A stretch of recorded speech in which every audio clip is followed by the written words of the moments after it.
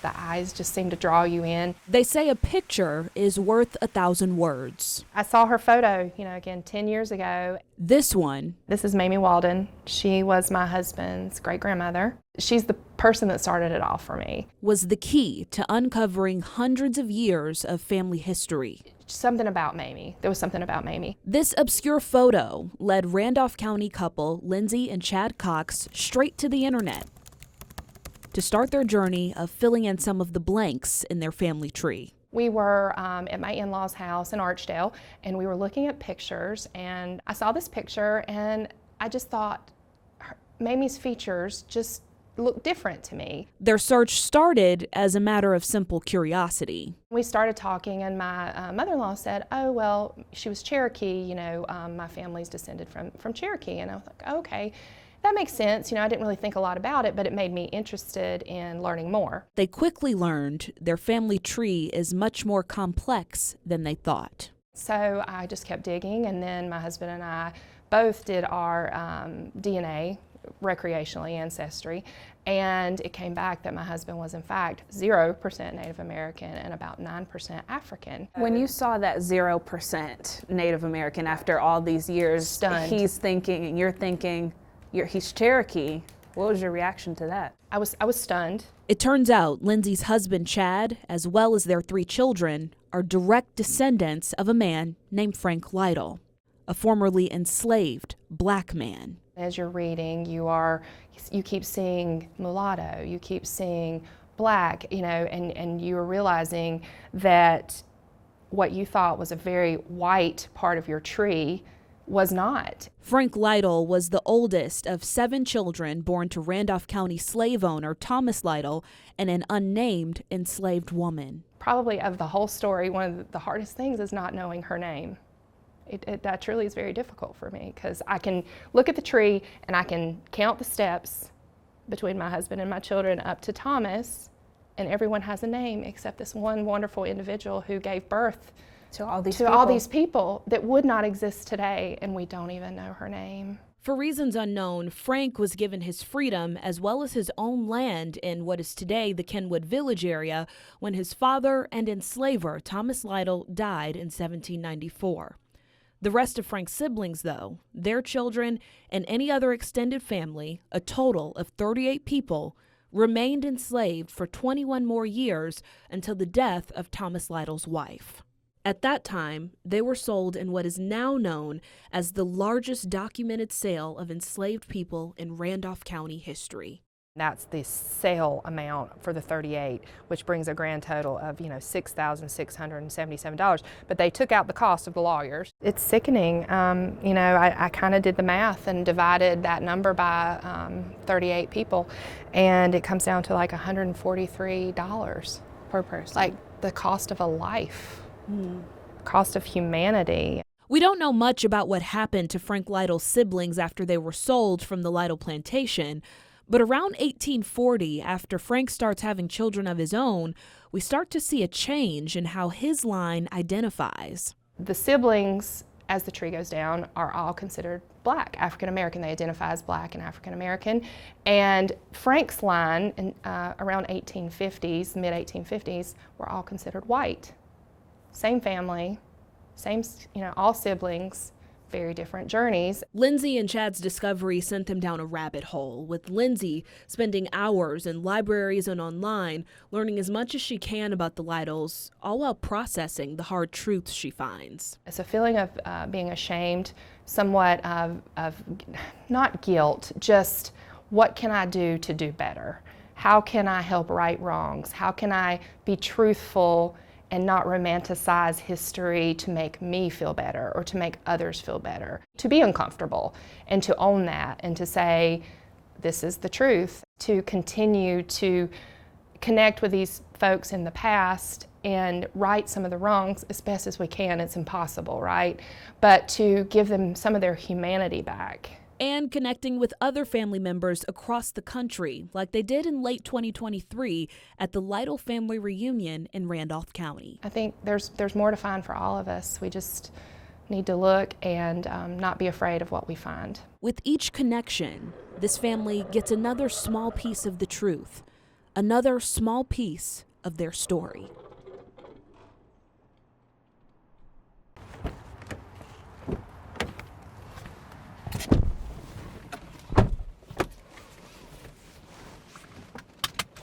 Okay, so where are you taking us? All right, so we are heading off to Kenwood Village in Trinity. A trip back to Lindsay Cox's childhood neighborhood in Randolph County brings back lots of memories. When I was a kid, we rode all over this neighborhood. Everywhere, every corner. She and her husband Chad met here and were both raised here. And a lot of these houses weren't built, and it was woods, and we played. The high school sweethearts also fell in love here. Back in the back there, where was it? We used to drive out there and make out. They've long moved away and started their own lives, but a new family discovery brings Lindsay back here.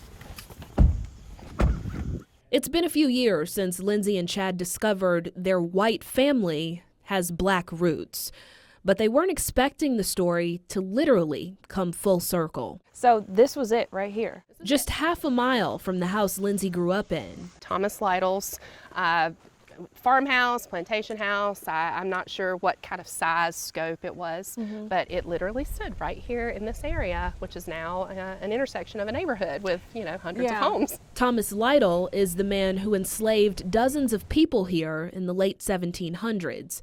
People who DNA testing reveals are related to Lindsay's husband, Chad. What is it like being here now, knowing what you know?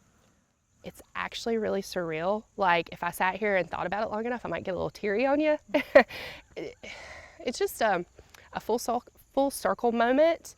I'm 46 years old, and I spent nearly half my life here, or a third of my life, and had no idea the history. A family with roots in slavery still lived on the same land generations later, completely unaware of what once stood here, of their ancestors who were forced to work here more than 200 years ago. We're probably standing in the middle of We're it. probably standing, we could be standing in the kitchen, which is Wow. so weird. And to try to envision, and don't get so metaphorical and deep, but when you start thinking about, like, literally, Jordan, our feet are like standing where they stood. Finding out a slave plantation had been in a place she had so many fond memories was one of the hard truths Lindsay learned in her quest for more information about her family. And, like, for me to think about what a life of privilege that I have, my husband has, my children have, that they were not given. And it's same place, just a different time. It's sobering, and it's like, what do you do with that? How do you process that? Today, parts of the 403 acres that made up the Lytle land are now neighborhoods. Other parts are still rural farmland. Old sheds stand abandoned. And some remnants of the Old South still fly high and proud. A silent irony, a nod to what used to be here, and in some ways, what still is here. Some of Lindsay Cox's days are spent here. A library card is very helpful. In the Randolph room of the Asheboro Public Library, where she researches her family history. For me, personally, the story begins with Frank. It was sometime in 2020 when DNA tests revealed Lindsay's husband Chad and their children are direct descendants of a formerly enslaved black man, Frank Lytle, and they had several family matches all over the country. Start reaching out to people who are matches, getting a little bit of information, digging a little more. I came across an email address for a man named Rick Vigeland. Another Lytle descendant, family historian, and genealogist Rick Vigeland has been on the other side of the country researching the Lytles for the last 40 years. My grandpa was 3 days old when his mother died. She was a Lytle, and he was adopted by his father's side of the family. So Lytle was just kind of a big mystery, and that got me going. At 14, Rick was in one of the local genealogy clubs in his hometown, Springfield, Oregon. It was one of those clubs that he first discovered he had enslaved black ancestors. That was this very time in high school, and I was reading the 1830 census.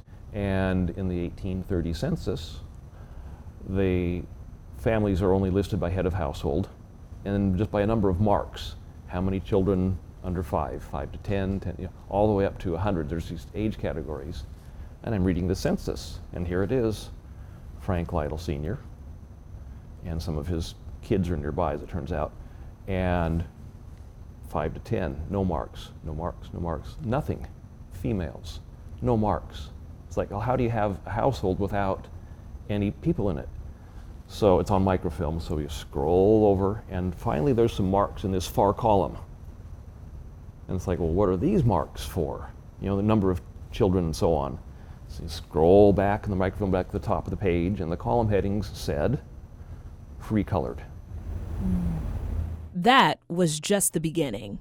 From there, Rick set out to find more family. As soon as recreational DNA testing became available, he took one. Eddie was my first African-American match. Eddie is Edward Carter Sanders, Zebulon, North Carolina resident, descendant of Frank Lytle, and Rick's fifth cousin once removed.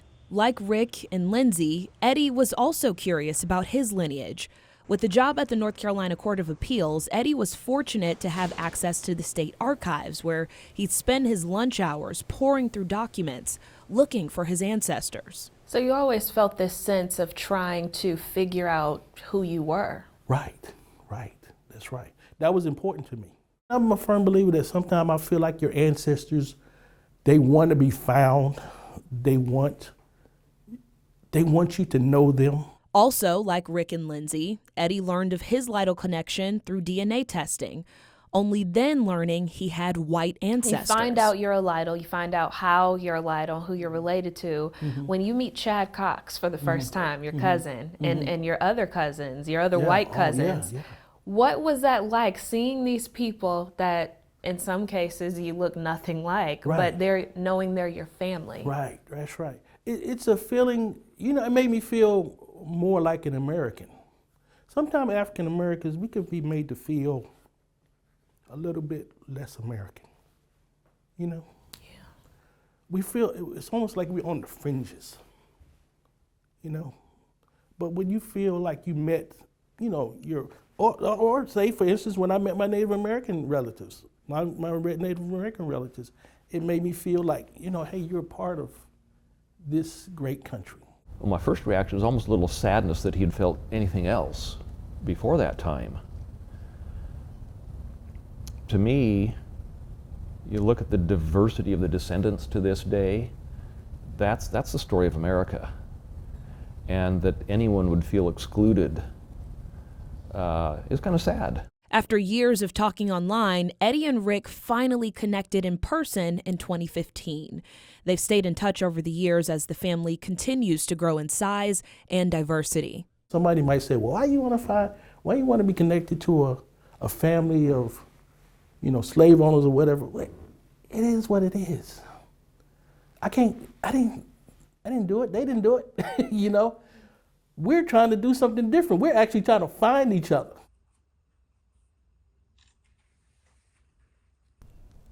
So where are we right now? We're approaching the Oddfellow McAllister Cemetery. Randolph County isn't where Rick Vigeland was born, but in a way, it's where his story begins. And we are going to whose grave? What we're going to find is the stone for William Lytle, and his wife Mary is on the next one over. Here at Oddfellow Cemetery in Asheboro, in the section reserved for Black people, oh, I see, lie Vigeland's ancestors. William Lytle, bearing the name that connects him to so many people all over the country. William Lytle, born May 1st, 1843, died February 1st, 1914, aged 70 years and 7 months. I think these may be the only graves in Randolph County that actually say Lytle. Through decades of genealogy research and DNA testing, Rick has been able to find and connect with people all over the country who share the Lytle name or blood. These faces you see, Black, white, Asian, Native American, they're all family. Do you ever get tired of Lytle research? There's always something new. Always. Lytle research often takes Rick away from home, Twice last year, he traveled from his home in Oregon to the Triad to dig deeper into his roots, give presentations on Lytle history, and meet new family members. I haven't seen you since September. Right. Are you good? I'm good. You're back. From the beginning, Rick has always shared his findings about the Lytles with other cousins he meets to keep the family story alive. I had a list of contacts, and I started writing to people. And before long, I found out I was writing to 15 or 20 different people. So I started a newsletter. That newsletter grew into a Facebook group that now has more than 700 members and annual family reunions. The 2023 reunion happening right in the place where this family began, Randolph County. We have discovered all of our family. It was really a thrill to meet all these various people. I mean, all walks of life, the whole spectrum of, we had corporate CEOs down to, blue-collar workers and everything in between. People of all various descents, black, white, Asian, we're all there. We're an American family. The 2023 Lytle reunion was the largest and most diverse yet. We had activities over the span of 4 days where we went and visited cemeteries of our ancestors and came here to the Randolph County Library and had a wonderful presentation given to us about Lytle family history and swapped information. It was an exchange of information and family anecdotes. I think that if we share those stories, that helps a bit of understanding. It doesn't mean that we like what we have encountered, but maybe it's something we can learn from. It's something that a lot of people do have hard feelings about. How do I deal with this?